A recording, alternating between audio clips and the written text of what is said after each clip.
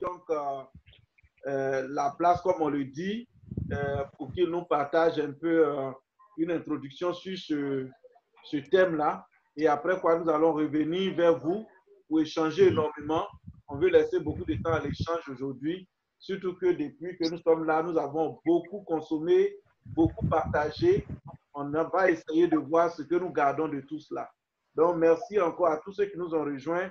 Merci encore et bonne écoute. Merci à Jo et à toute la famille là-bas. Et bonsoir à tous. Toutes nos bénédictions et nos encouragements pour le temps passé en confinement. Encouragement aussi pour ces moments-là où nous devons affronter l'extérieur totalement. Encouragement donc pour le temps de confinement et encouragement pour le temps de déconfinement. Vous savez qu'il y a toujours un petit décalage entre les notes de Joseph et nos notes. Entre vendredi et mardi, les dimanches, nous faisons ce que nous appelons rattrapage avec des amis qui n'ont pas eu le temps d'être avec nous pendant les 2 soirées et à qui on fait le résumé. Donc, si on veut tenir compte de la soirée du dimanche qui a vraiment eu lieu et qui était bénie avec le résumé de ce que nous avons eu vendredi avec vous, on dira que nous sommes à la 19e soirée. À la 19e soirée. Si vous vos calepins, vous allez voir que c'est 18. Mais faites toujours plus 1 parce que les dimanches, là, on vous fait faire plus 1. Ça peut aller? Oui, ça va bien. Donc, que Dieu nous bénisse. Amen. Notre thème donc de ce soir, c'est que retenir du confinement pour bien vivre le déconfinement. Que retenir du confinement pour bien vivre le déconfinement.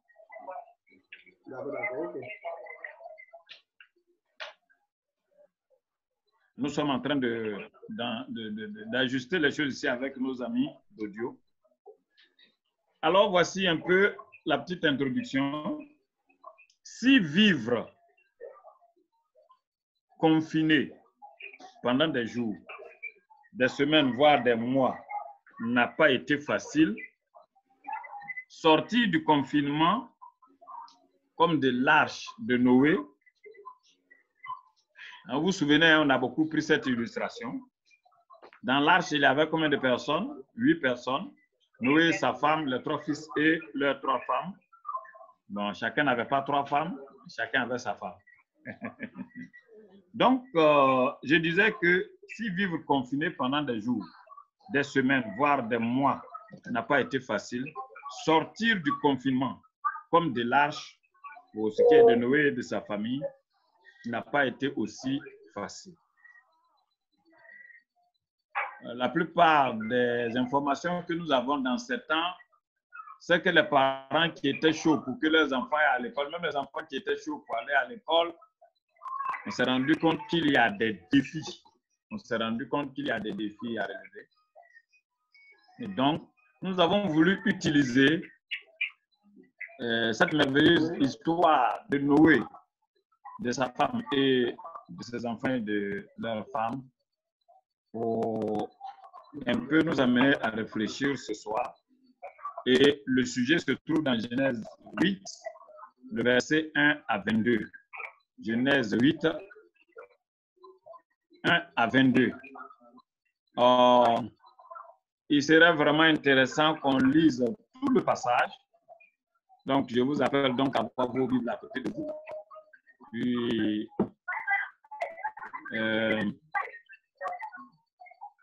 ce serait vraiment bien. Vous voyez, dans ce passage, il est dit que Dieu se souvint de Noé, de tous les animaux et de tout le bétail qui était avec lui dans l'arche. Les sources de l'abîme et les écluses du ciel furent fermées. Vous savez que pour que le déluge vienne, Dieu a ouvert les vannes d'en haut et les vents d'en bas, l'eau venait d'en bas et l'eau venait d'en haut. Pourquoi le déluge a été terrible, hein, et c'était vraiment universel. Donc, quand Dieu s'est souvenu de Noé et de tout l'équipage, tous les êtres vivants qui sont dedans, qu'est-ce que Dieu a fait? Il a dit, il fit passer un vent sur la terre et l'eau se calma. La fois passée, dans une des soirées, on a beaucoup insisté sur ça. L'intervention de Dieu pour nous, pour ce qui est du Covid aujourd'hui, c'est important. Ça va inspirer les chercheurs pour qu'ils trouvent le médicament, le vaccin. Mais Noé et l'équipage avaient besoin aussi que Dieu se souvienne d'eux. Ils étaient sur une terre ferme. Vous savez qu'au temps de Noé, l'eau était d'un côté et la terre était d'un côté, comme depuis la création d'Adam et Ève. C'est le déluge qui a fragmenté la terre, qui a fait qu'il y a des continents, il y a des îles et tout ça. Donc, l'eau vient de la terre, ça vient d'en haut. L'arche va flotter.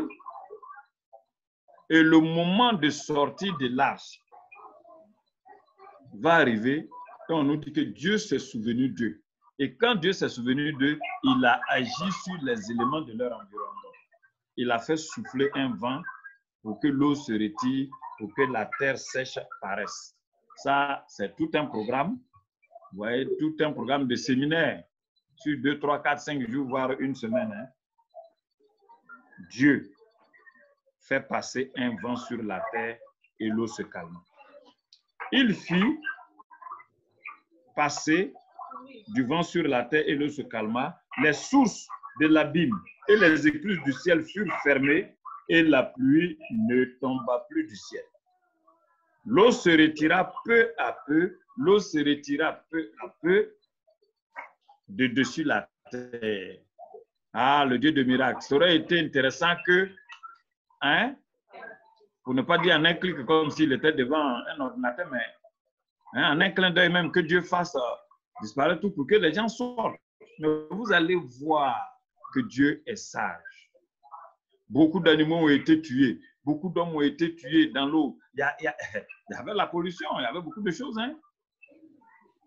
Donc Dieu, dans sa sagesse, il sait où il va faire atterrir l'arche. Il sait combien de temps il faut que les gens mettent pour sortir de là. Quand il s'est souvenu d'eux, il ne les a pas mis automatiquement dehors, sur la terre. Il a mis du temps et on va vous amener à faire des calculs. Pour ceux qui pensent que Dieu, souvent on entend qu'avec Dieu on ne fait pas calcul. Tout est calculé. Il dit même les cheveux de nos têtes sont comptés. On a appris qu'il y a entre 200 et 400 milliards d'étoiles. Dieu connaît chaque étoile dans notre galaxie, bien sûr. Et Dieu donne à chaque étoile un nom. Donc, on va trouver des calculs intéressants ici.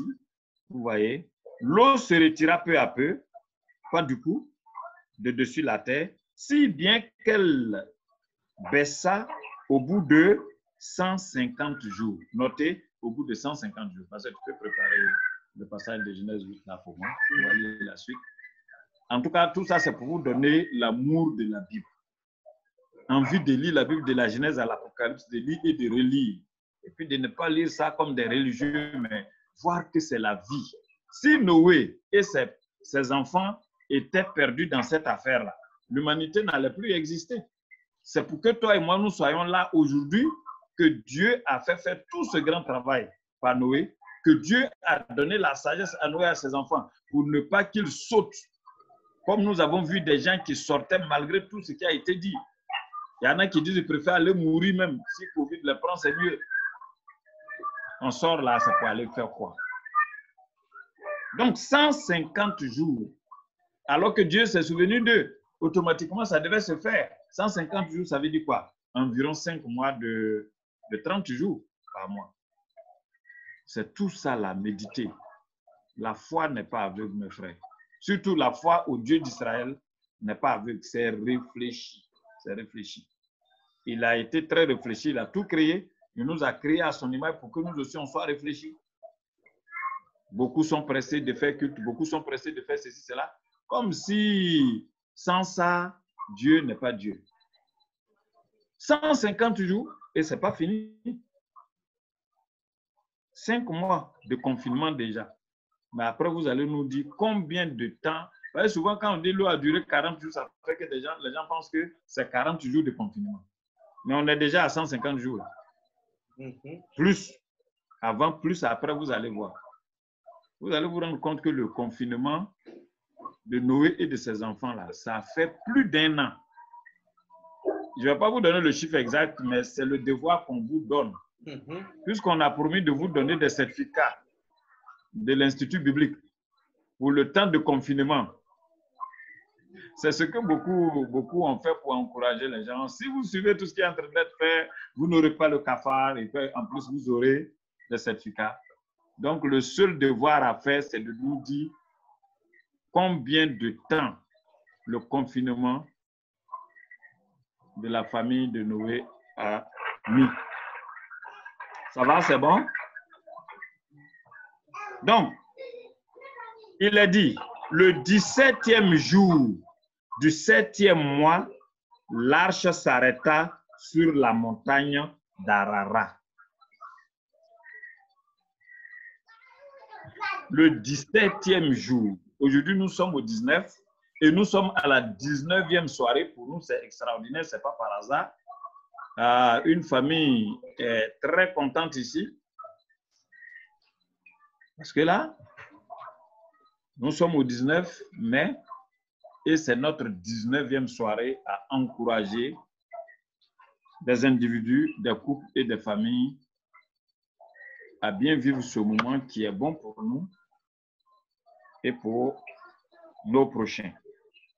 Le 17e jour du 7e mois, l'arche s'arrêta sur le mont, sur la montagne d'Arara qui se trouve dans l'actuelle Turquie. En Turquie. Le mont Arara est là. Si vous allez sur Google, sur votre portable, ordinateur, vous mettez mont Arara, vous allez voir ça. Ce ne sont pas des imaginations, c'est des réalités. Dieu a créé l'homme, la femme, et il a prévu que eux et leurs enfants vivent la réalité sur cette terre. Dieu est réel, il nous a réellement créés et il nous donne de vivre une vie réelle avec lui, avec notre prochain et avec nous-mêmes. L'eau baissa. Oh, j'aime cette expression. L'eau baissa progressivement, pas instantanément, pas miraculeusement, parce que Dieu a tout calculé. Ne pas que quand ils vont sortir dans leur environnement avec les hommes pourris, hommes et démons mélangés qui ont fait des géants et les animaux. Jusqu'à présent, il y a des poissons qui sont encastrés dans des flancs de montagne, dans des lieux, dans des glaces, et on nous dit, voici le mont Arara qui nous est présenté, mes amis. Image correspondant au mont Arara où l'arche de Noé a accosté. Merci à Joe et à toute l'équipe derrière là-bas. Voici ça, mes amis. Et les gens ont besoin d'être intelligemment instruits, enseignés. Vous voyez la ferveur religieuse évangélique bizarre. Quand il y a eu Covid, là, tout est balancé, tout est parti. Il faut qu'on soit dans la parole, dans la vie. Vous voyez là, on a mis un truc en rouge là. Comment la chose est encastrée là. Voilà. C'est extraordinaire. Il faut continuer les recherches dessus après. Et Dieu, pourquoi il met sur le mont Arara le temps que ce ne sont pas 4 garçons seulement qui vont descendre. Il y a des mamans aussi qui doivent... Vous comprenez? Regardez, voilà. C'est illustré là. Et il y a des chercheurs qui sont encore sur ces choses-là. Merci beaucoup. Et il faut maintenir ça parce qu'on est encore dessus. L'eau baissa progressivement jusqu'au 17e mois. Le premier jour du 17e mois, les sommets des montagnes apparurent. Il n'y a pas que le mont Arara, mais c'est sur ça que Dieu a fait poser. Mais il y a d'autres montagnes. Et il a fallu du temps pour que l'eau en baissant là, que le sommet de certaines montagnes apparaisse. Au bout de 40 jours, Noé ouvrit la fenêtre qu'il avait faite à l'arche. Ce n'est pas 40 jours depuis le début, mais depuis ce décompte qui a été donné là. Il lâcha le corbeau et celui-ci sortit faisant des allers et retours.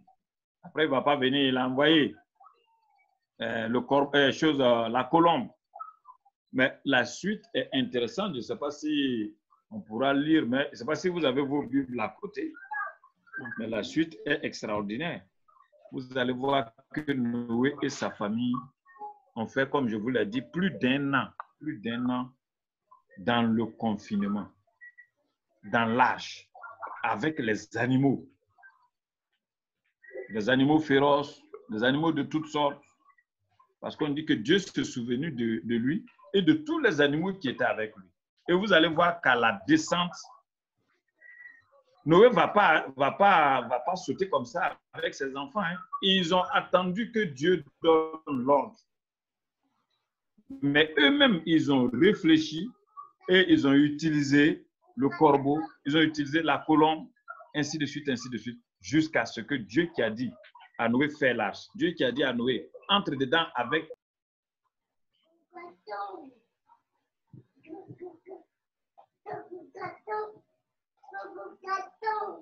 Allô? Allô? Quoi le révérend?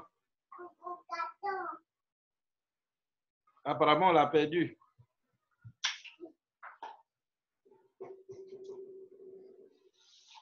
Apparemment, on l'a perdu. Je pense que il va revenir. Là. Tu as été coupé un peu. Nous sommes là plein. Voilà, tu étais au stade où il a lâché le corbeau et ensuite il a lâché la colombe. Je peux avoir. Allô? Allô, vous êtes là? La colombe. Voilà, donc il a lâché d'abord le corbeau, ensuite il a lâché la colombe. C'est le verset 7. Donc, nous sommes au verset 7. Oui. Nous sommes au verset 7. Oui, oui. Toutes les brebis et tous les pasteurs sont là. Oui, nous sommes tous là. Donc, au verset 7, il lâcha le corbeau. Il lâcha le corbeau qui sortit, partant et revenant jusqu'à ce que les eaux eussent séché sur la terre. Il lâcha aussi la colombe pour voir si les eaux avaient diminué à la surface de la terre. Mais s'il vous plaît, messieurs, madame, ou vous qui êtes seuls et tout ça, méditez sur ces choses merveilleuses. Vous voyez, c'est sur ces choses-là que les Blancs ont réfléchi jusqu'à... Et puis quand il y a des choses aujourd'hui, là, leur manière de les traiter, et puis nous, ce n'est pas la même chose. Vous voyez, l'Africain veut que Dieu fasse tout magiquement. Dieu n'est pas un magicien, s'il vous plaît. Surtout le Dieu d'Israël. Il compose avec l'homme. Vous voyez? Verset 9. Mais la colombe ne trouva aucun lieu pour poser la plante de son pied et elle revint à lui dans l'arche, car il y avait des eaux à la surface de toute la terre. Car il y avait des eaux à la surface de toute la terre. Mais regardez le verset. Depuis où on dit Dieu s'est souvenu d'eux. Et puis il a fait souffler le vent. Dieu a fait ci, Dieu a fait... Jusqu'à ce qu'on arrive là. Mais l'homme lui-même utilise aussi son intelligence pour voir. Dieu nous a mis sur la terre pour travailler. Mais le monde évangélique a fait croire aujourd'hui que Dieu est un petit garçon qu'on doit envoyer pour faire les courses. Oh Seigneur, va faire ceci. Oh Seigneur, va faire ceci. Oh Seigneur, pour finir, ça devient blasphème.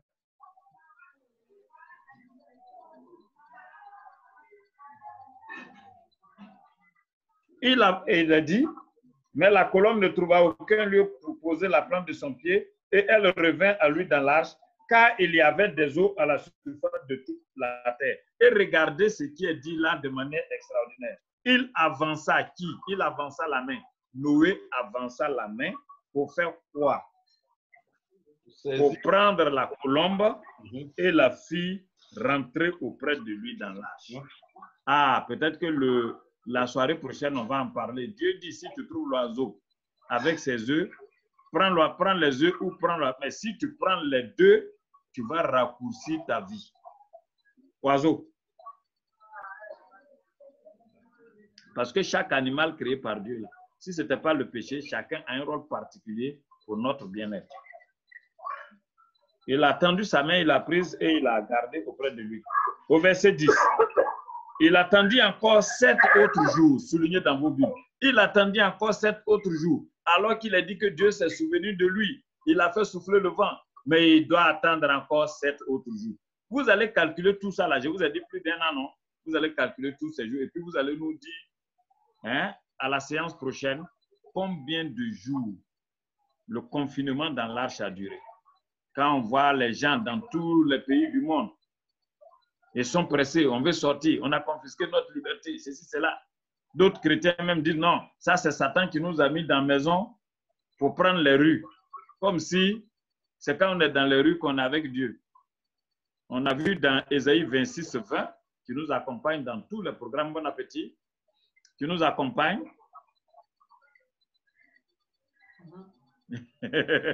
Ésaïe 26, 20 vous dit que c'est la sagesse de Dieu qui l'a communiquée aux hommes pour nous épargner d'être contaminés. Il attendit encore 7 autres jours et il lâcha de nouveau la colombe hors de l'arche. Verset 11. La colombe revint à lui sur le soir et voici une feuille d'olivier arrachée était dans son bec. Quand ça s'est passé comme ça, qu'est-ce qui s'est passé dans la tête de Noé? Il a dit, Noé connut ainsi que les eaux avaient diminué sur la terre. Comment Noé connut que les eaux avaient... Est-ce qu'il avait besoin de dormir et de faire songe? Il avait besoin d'utiliser les animaux qui étaient là, comme la colombe et autres là. La colombe est revenue avec... Et ça, quand c'est comme ça veut dire quoi? Ça veut dire que les eaux avaient diminué sur la terre. Verset 12. Il attendit encore 7 autres jours. Il attendit encore 7 autres jours. Et il lâcha la colombe. Mais elle ne revint plus à lui. Mais elle ne revint plus à lui. Même Dieu a mis l'intelligence dans la colombe a compris que c'était pour voir, chaque fois qu'elle revient, ça veut dire que la vie sur la terre, là, ce n'est pas encore bien pour tout le monde. Mais quand elle-même, elle a su qu'elle pouvait se débrouiller, que les gens pouvaient se débrouiller, elle n'est plus venue. Et regardez au verset 13. L'an 601.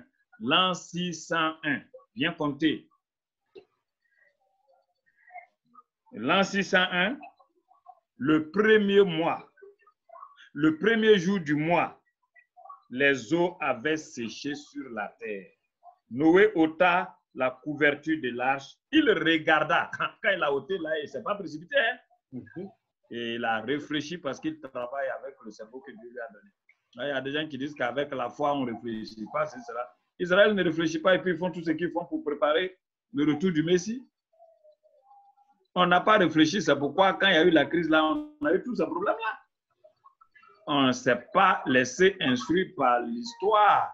Là où il y a eu ces choses-là, comment les gens ont fait? Jusqu'à même on dit coronavirus égale 666. Comme si c'est maintenant, on a vu un an Covid-19 là, ça veut dire que ça là, ça a été découvert. Sinon les différents rhumes qu'on a là, c'est Covid, ça a été découvert en 2019. Des grands prophètes ont dit oui, c'est 666. Ils ont plus C, ils ont plus O, ils ont plus V pour calculer. Ça, c'est en français, ça, c'est avec les lettres latines. Quand vous allez prendre les lettres grecques, quand vous allez prendre l'alphabet hébraïque, ça n'a rien à voir avec ça. Noé, l'an 601, comptez 1 jusqu'à 601. L'an 601, et pas n'importe quel mois, le premier mois. Et pas n'importe quel jour, le premier jour du mois. Il y a des gens là. Une semaine, 2 semaines après le déconfinement, si vous leur demandez même le confinement a commencé quel jour là, ils ne vont même pas savoir. Entrer en 6e, BPC, bac. Si on pose ça là seulement, même comme question, même aux gens là, aux parents même, ça sera difficile, la plus forte raison aux enfants. Ça veut dire qu'il faut que vous fassiez le cours à vos enfants. À quelle date on a déclaré ça ici? L'OMS a déclaré la pandémie. Où ça a commencé? Comment ça s'appelle le lieu où ça a commencé? Ce n'est pas pour rien. Chine là. Ah, Chine Tok, Chine Tok. Vous connaissez la Chine? La Chine est entrée sur la scène totalement maintenant. Parce que la Bible dit que c'est les Chinois et les Russes qui vont diriger le monde à la fin des temps. Ah, on faisait des conférences il y a 10 ans, 15 ans en arrière. C'était difficile à croire. Mais tout est là, mes amis, parce que c'est écrit. Les eaux avaient séché sur la terre. Noé ôta la couverture de l'arche. Il regarda et voici, la surface de la terre avait séché. Verset 14. Le second mois, il y a eu le premier mois, le second mois, c'est-à-dire le deuxième mois, quel jour? le 27e jour du mois, la terre fut sèche. Pourtant, c'est depuis quand Dieu a dit, Dieu s'est souvenu d'eux et puis il a fait passer le vent. Et quand il a fait passer, mais les chrétiens sont impatients. Comme ce témoignage qu'on nous a rendu quand on était des nouveaux chrétiens. On dit qu'il y avait un frère chrétien qui cherchait, il cherchait à être patient. Et il a jeûné, il a prié, et puis il dit au Seigneur, donne-moi la patience maintenant. Oh, la patience, ça veut dire qu'il faut attendre. C'est pourquoi en anglais, là, pour dire que j'espère même, ça veut dire que je patiente. Vous voyez? Au verset 13 et 15. Alors Dieu parla à Noé. Alors Dieu parla à Noé. Noé ne s'est pas précipité. Quand il a vu même que la terre était sèche là, il n'a pas sauté dessus. C'est ça les chrétiens, souvent même ils sont dans des affaires, mariage, affaires financières, n'importe quelle chose qu'ils vont, ils sont toujours en effervescence comme ça. Il fait même avant de dire il va consulter Dieu. Quand il te pose question là, c'est que lui-même l'a déjà fait ce qu'il dit qu'il va faire.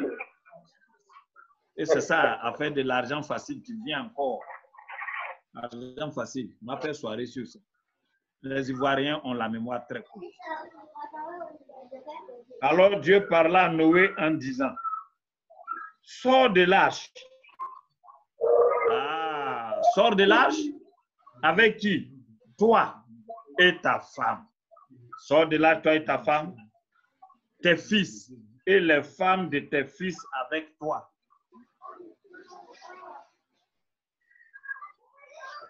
Or, si c'était certain, aujourd'hui, une certaine croyance chrétienne, aujourd'hui, on dit femme n'est rien. Pourtant, c'est femme qui t'a mis au monde.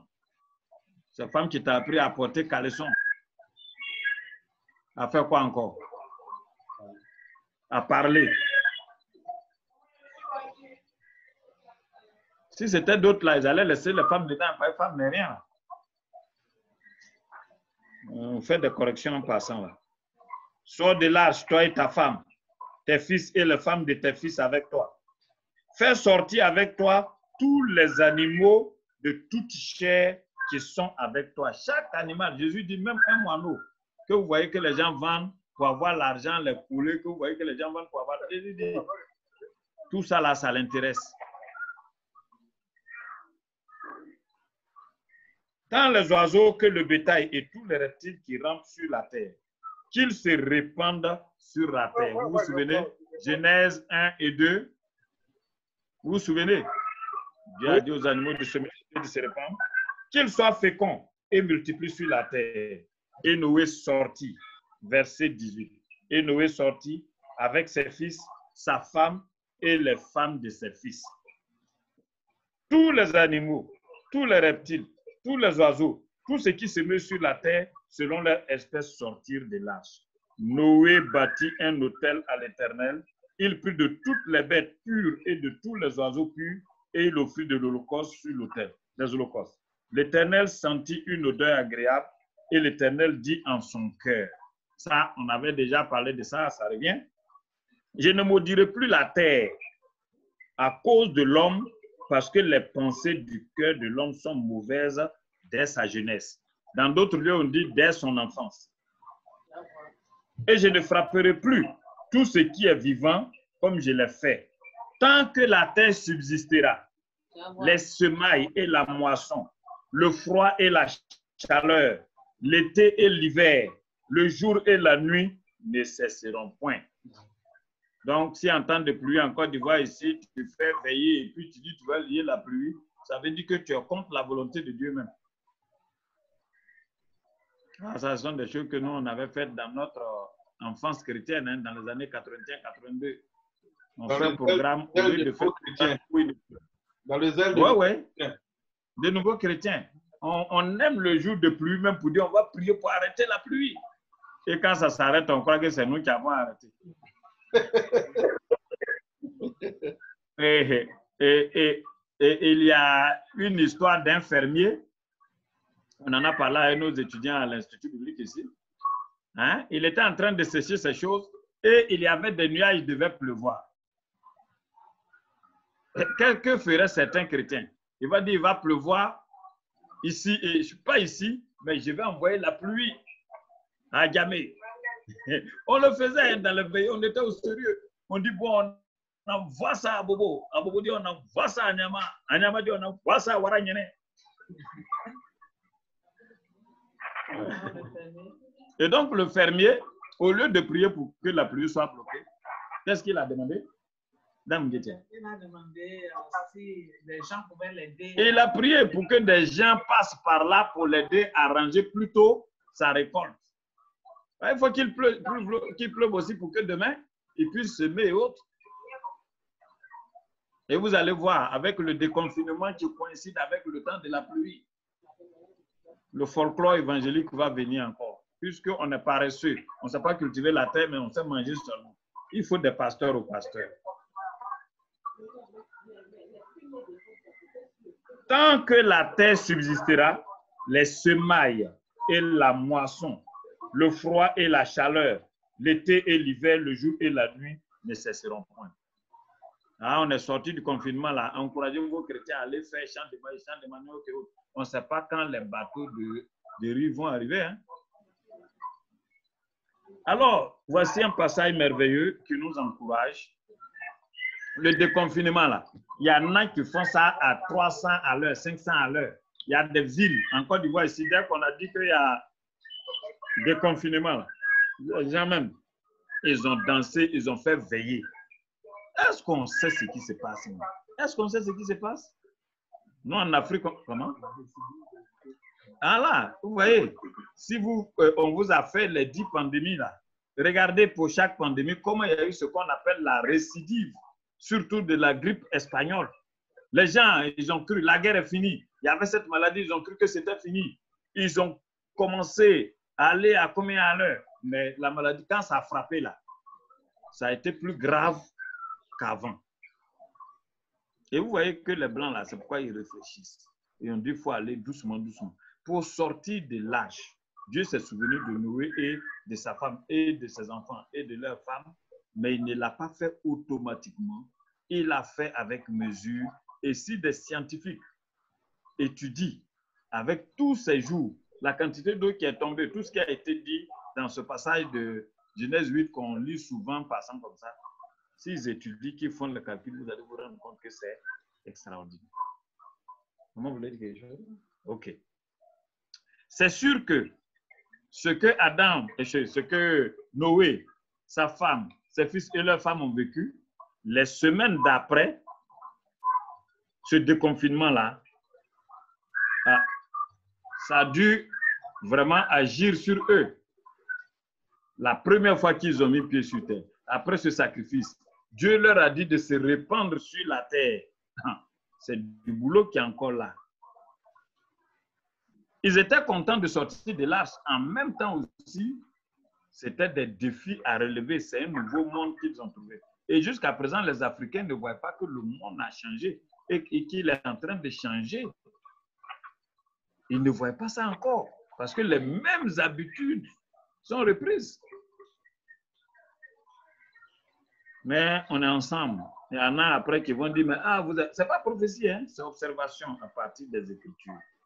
Donc, oui, pour passer ce cap, passer du confinement au déconfinement, là, il doit avoir normalement une certaine inquiétude qui va se mêler au soulagement. On n'est plus coincé, c'est vrai, mais qu'est-ce qui est devant? Qu'est-ce qui est devant? C'est pourquoi nous aussi, seuls, en couple ou en famille, devons comprendre que ce que nous vivrons dans les prochains jours-là, ça dépendra beaucoup de ce que nous avons traversé étant confinés. C'est pourquoi nous voudrons vous encourager. On a voulu le faire ce soir, mais comme le travail a repris un peu et puis on n'est pas dans ce temps-là trop à l'heure, quand ça dure, on a l'impression que c'est le pasteur qui est long alors qu'on n'a pas commencé tôt. Mais on voudrait que vous réfléchissiez. On voudrait avoir une soirée où tous ceux qui ont été avec nous, comme ceux qui nous prennent en chemin, où on pourra laisser en 1 minute, peut-être qu'il serait bien même déjà que hors de notre plateforme là, que vous envoyez à Joseph Cassé, voilà, que vous envoyez un peu le résumé du bénéfice que vous avez tiré du confinement, en pensée et en action. En pensée et en acte. Quels sont les bénéfices? Quels sont les défis aussi que vous avez trouvés? Les difficultés que vous avez trouvées? Dans tous les cas, comme on l'a toujours dit, l'ONG Une Famille, nous sommes là aussi pour que nous puissions nous encourager, pour vous accompagner. Parce qu'il ne serait pas bien qu'après avoir passé tout ce temps-là, on sorte et qu'on oublie si vite. Regardez, de Genèse 8 que nous venons de lire, on va à Genèse 9. Et de Genèse 9, on va à Genèse 10, où on nous montre comment la terre a été partagée par l'eau là. Comment les enfants, les 3 enfants de Noé, vont être dispersés sur la terre. On va se retrouver encore avec Papa Noé. On dit qu'il a commencé à cultiver la vigne et il a fabriqué du vin. En ce moment-là, sa femme était décédée. Il est resté celui seul. Ces garçons qui sont déjà devenus, qui étaient mariés, qui ont commencé à faire des enfants, étaient chez eux. Et lui, il était seul chez lui.